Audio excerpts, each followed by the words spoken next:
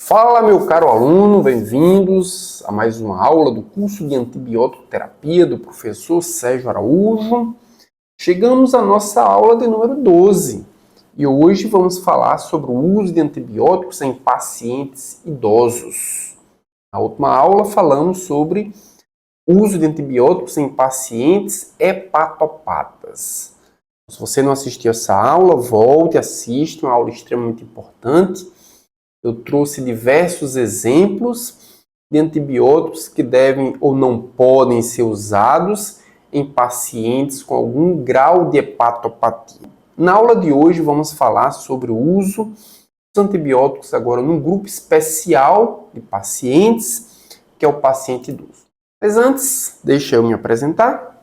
Eu sou o professor Sérgio Araújo. Nós podemos ver aqui na tela alguns dos meus contatos. Nós podemos ver minhas redes sociais, o LinkedIn, o Twitter e também o Instagram. Lá eu posto diversos conteúdos relacionados não apenas a antibióticos, mas referentes à farmacologia de uma forma geral. Eu sou professor de farmacologia da Universidade Federal do Rio Grande do Norte, do curso de farmácia. Tenho um mestrado, tenho um doutorado em bioquímica e em biologia molecular. Embaixo nós podemos ver também o meu e-mail, é uma outra forma de vocês entrarem em contato. Mas nós podemos ver aqui na tela também um QR Code. Vocês podem apontar o seu celular para esse QR Code e ele vai direcionar para o meu canal no YouTube, o Posologia. Lá eu posto vídeos todas as semanas. Vocês podem ficar atualizados com relação às novidades do mundo da farmacologia. Qual vai ser o nosso conteúdo de hoje? Vamos falar sobre antibióticos em idosos. Então vamos discutir inicialmente as alterações fisiológicas que acontecem nos idosos e que podem repercutir no uso de antibióticos. E vamos exemplificar os antibióticos que são restritos para uso em idosos. Qual é essa restrição? Como é que nós podemos fazer as alterações necessárias para o uso seguro de antibióticos em idosos. Então, quais são as alterações que ocorrem no paciente idoso? Então, nós podemos dividir essas alterações em alterações relacionadas com a agressão infecciosa. Por exemplo, um paciente que tem uma infecção urinária, ele pode resultar, se essa infecção urinária for infecção mais complicada, em um determinado grau de insuficiência renal. Se o paciente tem uma hepatite, por exemplo, ele pode resultar, pode ser uma das complicações, uma das consequências, um determinado grau de insuficiência hepática. Se o paciente tem uma infecção no sistema nervoso central, ele pode ter alguma complicação, também alguma lesão nervosa, alguma lesão em neurônios, que podem repercutir consequentemente, se o paciente é idoso, o paciente tem uma certa fragilidade maior, isso pode repercutir, certamente vai repercutir no seu tratamento com algum antibiótico. Então, as alterações elas podem acontecer em virtude da própria infecção, da agressividade dessa infecção, do grau de complicação ou das sequelas que essa infecção pode trazer. O outro grupo é aquele relacionado com a terapêutica antimicrobiana. O paciente que é idoso, muitas vezes ele tem já um grau de insuficiência hepática, muitas vezes ele tem algum grau de insuficiência cardíaca, muitas vezes ele tem algum grau de insuficiência renal. E se o paciente está fazendo uso de um antibiótico que é tóxico, ou cardiotóxico, ou nefrotóxico, ou hepatotóxico, ou até neurotóxico, certamente esse paciente vai ter seu quadro de saúde agravado, não pela infecção, mas pela própria terapêutica antibiótica. Então, há necessidade de um cuidado extra se o paciente já tem algum grau de fragilidade fisiológica e está fazendo uso de um tratamento que é agressivo justamente para onde o paciente tem essa fragilidade fisiológica.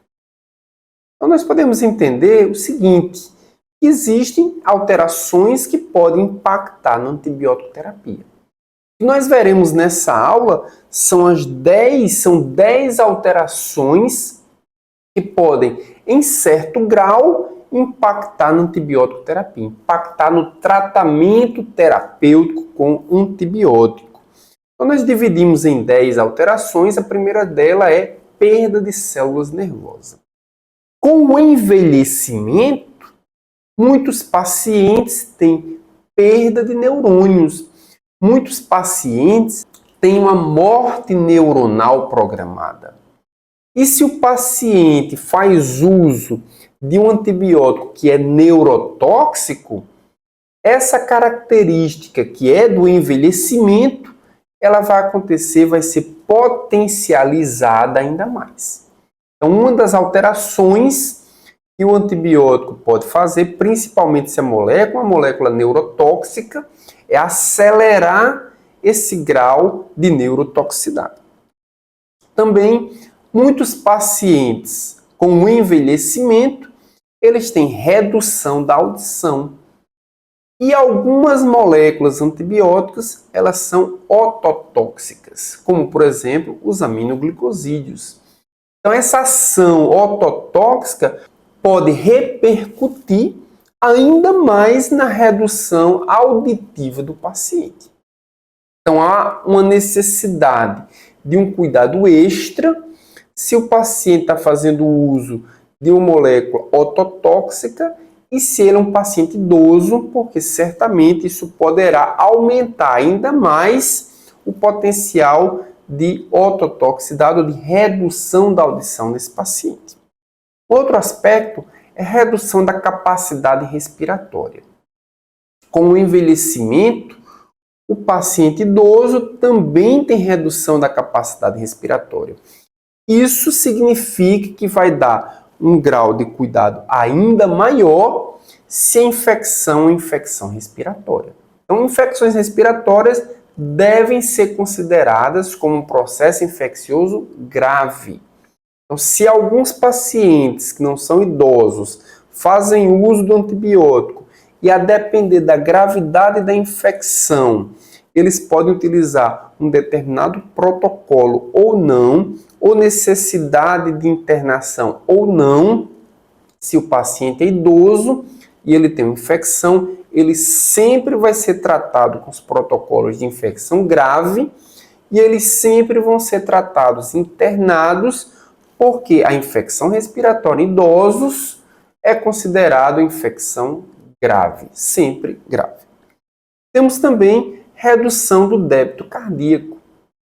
Então, se o paciente tem redução do débito cardíaco, está fazendo uso de um antibiótico que tem algum grau de cardiotoxicidade, também é uma necessidade de um cuidado maior para que essa terapêutica não reduza ainda mais o funcionamento normal do coração.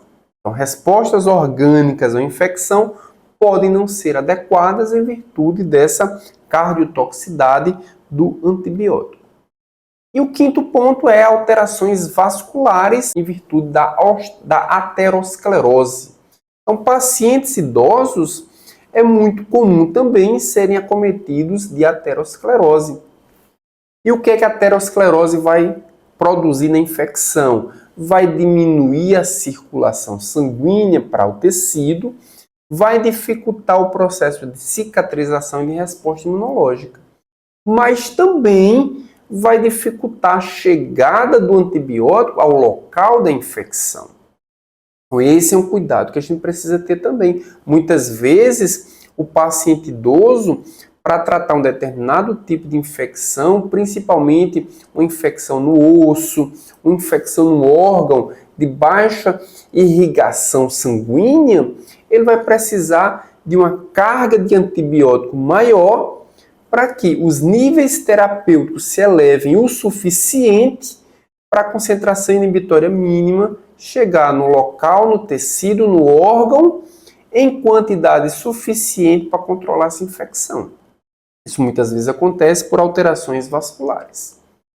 Nosso sexto ponto, nossa sexta alteração, é a redução do fluxo sanguíneo intestinal.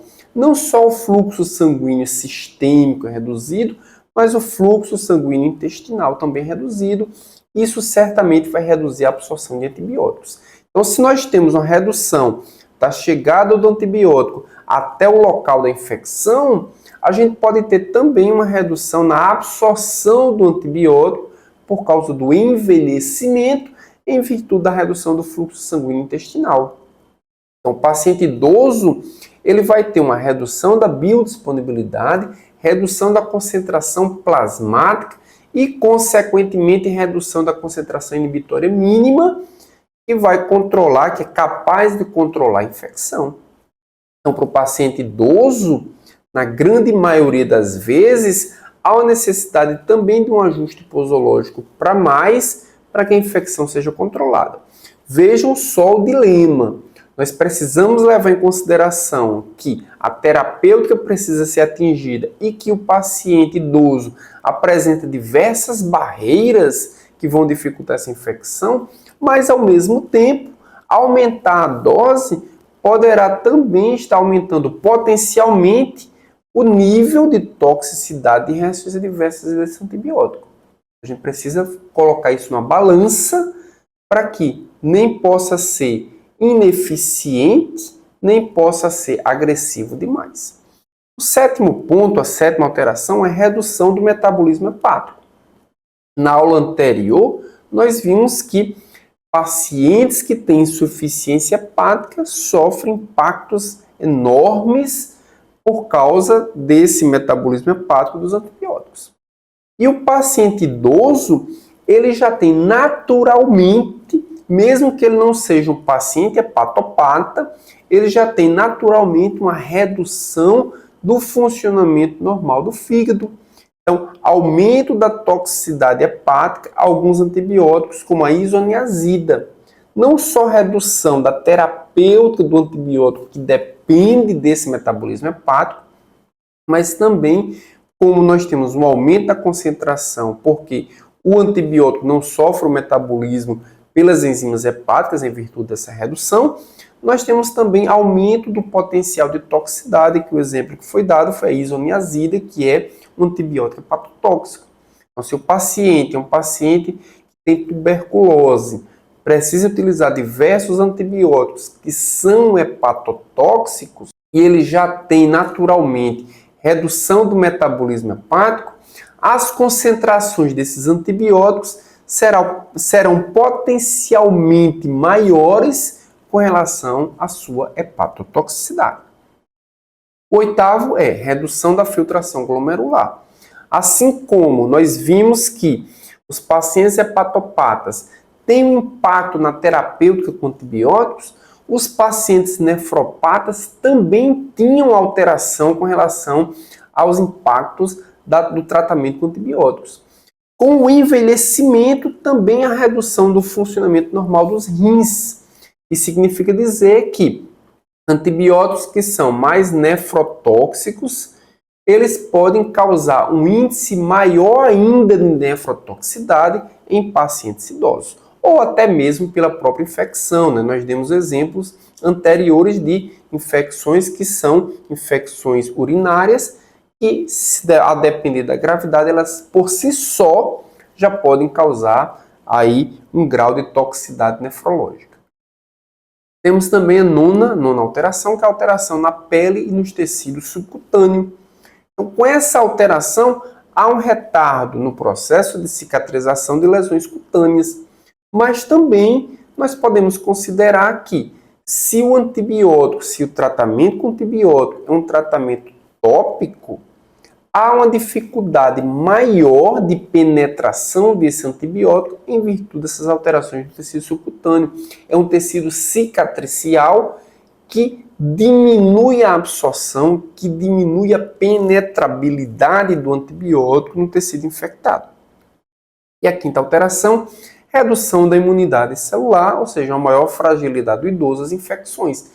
Assim como eu falei das infecções respiratórias, toda e qualquer infecção em idoso ela acaba sendo mais grave, justamente porque há essa redução da imunidade celular. Toda infecção em idoso ela precisa ser tratada com um cuidado maior, e aí nós temos que alterações posológicas, alterações no tempo de ação ou até mesmo alterações na frequência de uso do antibiótico muitas vezes são necessárias.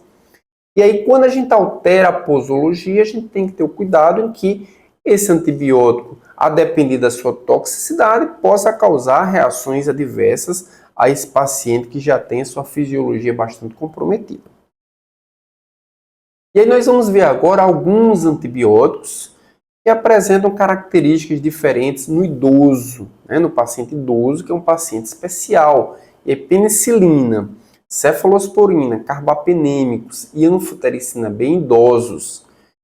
Em geral, se o paciente idoso ele tem a função renal adequada, se ele tem a função, principalmente a função renal, a função hepática menos, mas se ele tem a função renal adequada, se os rins dele funcionam adequadamente, normalmente esses antibióticos eles têm uma baixa toxicidade.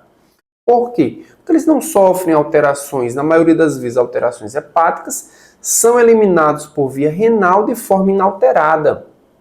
Isso significa dizer que se ele tem uma função renal adequada, esses antibióticos vão ser eliminados sem grandes problemas.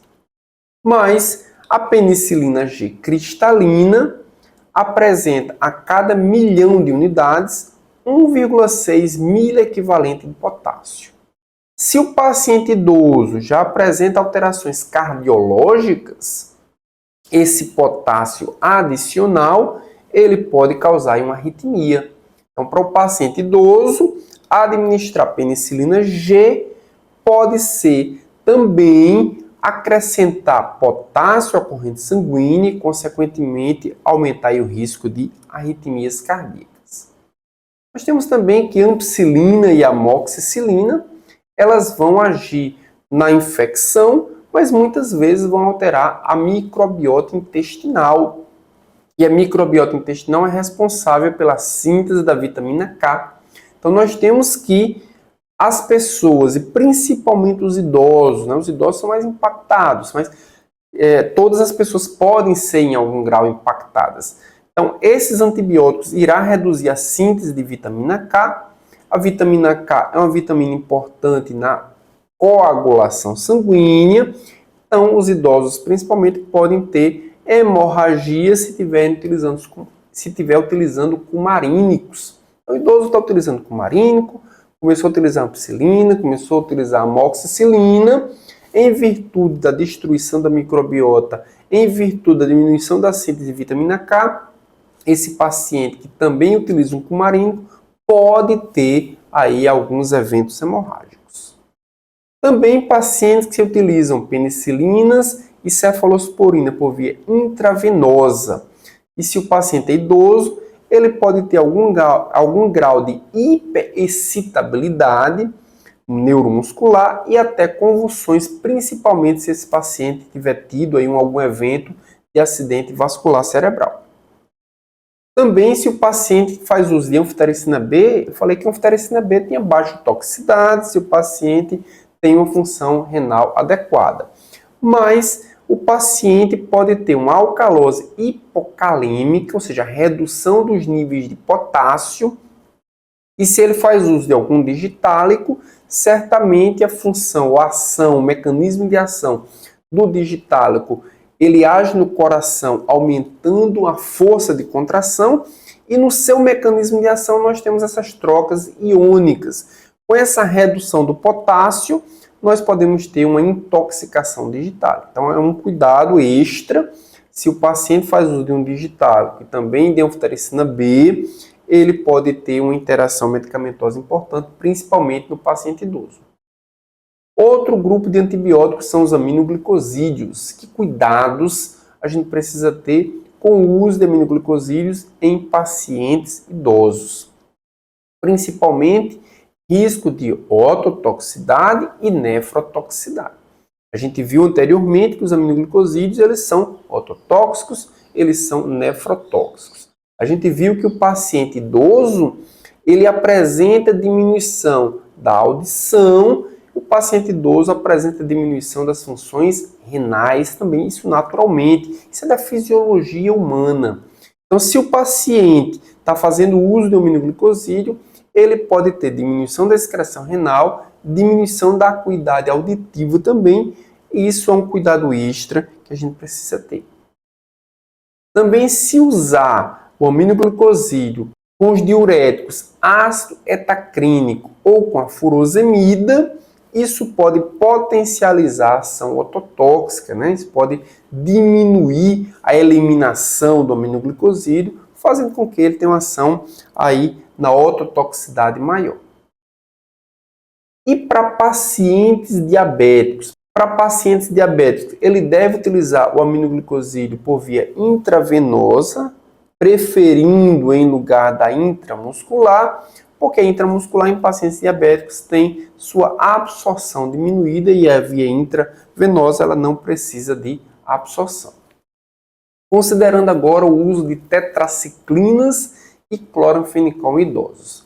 Tetraciclinas podem causar diarreias frequentes e acentuação da insuficiência renal. Então, um cuidado extra. Se o paciente é um paciente idoso e a função renal está normal, normalmente não tem grandes perigos. Mas se o paciente é um paciente idoso e tem algum grau de insuficiência renal, aí ele de fato tem que se repensar o uso de tetraciclina. A diarreia ela é comum ao idoso, mas ela é comum também a diversos outros pacientes que fazem uso da tetraciclina. Pacientes que estão usando cumarínicos, as tetraciclinas também podem aumentar o risco de sangramento pela mesma razão. Vai destruir a microbiota normal, vai diminuir a síntese de vitamina K, consequentemente, está usando um cumarínico, está usando tetraciclina, diminui vitamina K, usando cumarínico, a chance de sangramento aí ela aumenta. Cloranfenicol agora. Com cloranfenicol, o paciente idoso pode ter uma encefalopatia por causa da diminuição da metabolização e da excreção. Então, como o paciente idoso ele tem diminuição das funções hepáticas e renais, o cloranfenicol pode ficar retido por mais tempo e por ele ser neurotóxico, o paciente pode ter aí uma encefalopatia. Também o cloranfenicol aumenta o risco de aplasia medular no idoso. Pela mesma razão, se nós temos um aumento das concentrações do cloranfenicol e ele já causa essa intoxicação medular, o paciente idoso tem um potencial maior de ter essa reação adversa. Pacientes diabéticos que estão utilizando tolbutamida, que estão utilizando hipoglicemia de clorpropramida e também faz uso do cloranfenicol, podem ter um aumento das chances de ter hipoglicemia aí por uma interação medicamentosa a nível de proteínas. Essa competição aumenta os níveis do hipoglicemiante, aumentando a chance da hipoglicemia. E o cloranfenicol potencializa a ação da fenitoína, porque o cloranfenicol ele tem ação inibitória enzimática. E a gente sabe que a fenitoína tem diversas ações ou reações adversas neurotóxicas. Então, paciente que tem epilepsia, faz uso da fenitoína e também faz uso do cloranfenicol para alguma infecção, pode ter as chances de aumento da toxicidade da fenitoína. Agora vamos entrar nas quinolonas e nos macrolídeos. Então, as fluoroquinolonas, principalmente falando do ofloxacino, podem provocar reações adversas para o sistema nervoso central em pacientes idosos. Né? O paciente idoso vai ter uma dificuldade maior de metabolismo das fluoroquinolonas, de eliminação das fluoroquinolonas, considerando principalmente ou especificamente o ofloxacino. Essas reações podem ser a neurotoxicidade do sistema nervoso central. Os macrolídeos também apresentam a restrição para a eritromicina, principalmente se o paciente tiver insuficiência hepática grave. Então, não é qualquer paciente idoso. O paciente idoso que tem insuficiência hepática grave vai ter os níveis elevados de macrolídeos, consequentemente, a gente vai ter aí um problema maior, uma intoxicação maior, principalmente considerando a eritromicina. Então, terminamos aqui a nossa aula de número 12, falamos nessa aula sobre o uso de antibióticos em pacientes idosos. A nossa próxima aula, a aula de número 13 do curso de antibiótico terapia, iremos falar sobre o uso de antibióticos na gravidez e na lactação.